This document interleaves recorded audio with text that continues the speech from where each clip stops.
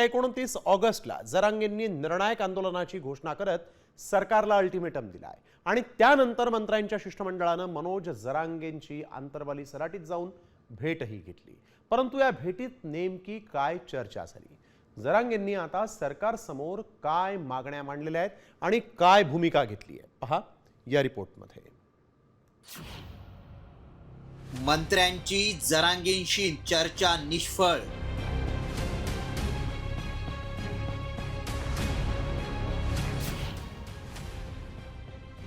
जरांगे आंदोलनावर ठाम, सरकारला धास्ती। आंदोलन हे थांबणार नाहीये। 29 ऑगस्टला आंदोलन होणार आहे। जरांगेंचा सरकारला 28 ऑगस्टचा अल्टिमेटम।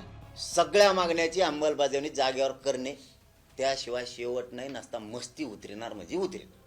सरकारच्या डोक्यातली मस्ती बाहेर काढतो। मराठी 100% जिंकणार नाही तर मी उपोषण करून मरणार।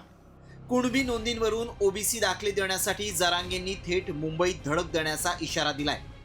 त्यामुळे सरकारची आता धावाधाव सुरू झाली आहे। जरांगेंचं मुंबईतलं आंदोलन रोखण्यासाठी आरक्षण उपसमितीनं बैठकांचं सत्र सुरू केलं आणि मंत्र्यांच्या शिष्टमंडळानं थेट अंतरवाली सराटीत जाऊन जरांगेंची भेट घेतली। यावेळी कुणबी नोंदी अवैध ठरवल्याप्रकरणी जरांगेंनी आक्रमक पवित्रा घेत मंत्र्यांवरच निशाणा साधला। पण जात पडताळणी समितीत हस्तक्षेप केला जात नाही, सुप्रीम कोर्टाच्या नियमाप्रमाणे निर्देशाप्रमाणे करतायत।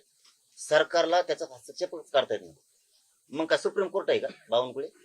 काय पत्र पाठवतो, पत्र त्याला असते का? इकडे सांगाव याचं काम दी, तिकडे माफ कर, तिकडे कापसाला भाव दी, ते लिहावा। कोणाकोणाच्या धरणात वावर गेले त्याचे पैसे द्यायचे राहिले ते द्यावा।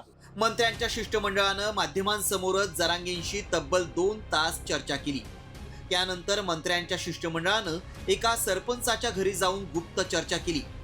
या गुप्त चर्चेनंतर पुन्हा एकदा मंत्र्यांचं शिष्टमंडळ आणि जरांगे माध्यमांसमोर आले। त्यावेळी राधाकृष्ण विखे पाटलांनी दाखले देण्यास टाळाटाळ करणाऱ्या अधिकाऱ्यांवर कारवाई होईल असा इशारा दिला आणि जरांगेंनी आंदोलन मागे घ्यावं अशी विनंती केली। मात्र जरांगेंनी 29 ऑगस्टच्या उपोषणावर ठाम असल्याचं सांगितलं। आम्ही त्यांना आता विनंती केलेली आहे की शासनाची भूमिका मांडलेली आहे। आम्ही आतापर्यंत केल्या अंमलबजावणीच्या बाबतीमध्ये त्यांच्यासमोर शासनाची भूमिका मांडली, पण त्यांचे मी हे मान्य करतो की त्यांच्या मनात जी चीड आहे की या अंमलबजावणीमध्ये येणारे अडथळे जे झारीतले शुक्राचार्य आपण ज्याला म्हणतो ते आहेत, त्यांचा बंदोबस्त झाला पाहिजे। शेवटी समाजासाठी त्यांचं भांडण आहे, समाजासाठी त्यांचा लढा आहे। निस्वार्थीपणे त्यांनी उभं केलेलं जे आंदोलन आहे आता त्याला कुठेतरी मूर्त स्वरूप प्राप्त होत आहे, मागण्या मान्य होत आहेत, अंमलबजावणी होत नाही म्हणून त्यांचा रोष आहे। कोणत्या बांधवांचे व्याज परतावे थांबलेत त्यांनी सुद्धा त्यांचे अर्ज घेऊन 28 ऑगस्टलाच इथं या, कारण आम्हाला ते सगळे जमा करून घ्यायचे, तुमच्याशी चर्चा करायची। मग ते एकदा जमा करून घेतले की 29 पासून सरकार कधी येईल त्यावेळेस ते मार्ग काढून घ्यायचे। कोणत्या विद्यार्थ्यांचे पंजाबराव देशमुखांच्या माध्यमातून शिष्यवृत्त्या राहिल्यात, सारथीच्या कुठल्या कुठल्या योजना राहिल्यात त्याविषयी आपण चर्चा केली।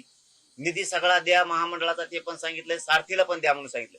28 ऑगस्ट पर्यंत ते करतोय त्यांनी म्हणून सांगितलंय, पण आंदोलन हे थांबणार नाहीये। 29 ऑगस्टला आंदोलन होणार आहे। मला हे निर्णायक आंदोलन करायचंय। मराठा समाजाची मागणी मला पाठीमागे ठेवायची नाहीये। एकंदरीतच मंत्र्यांच्या शिष्टमंडळाची जरांगेंसोबत झालेली गुप्त चर्चा निष्फळ ठरली आहे।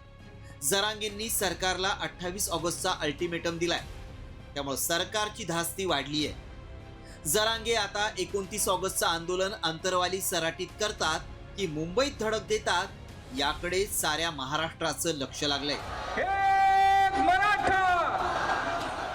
जालन्याहून अक्षय शिंदेसह माधव सावरगावे, साम टीव्ही न्यूज, छत्रपती संभाजीनगर।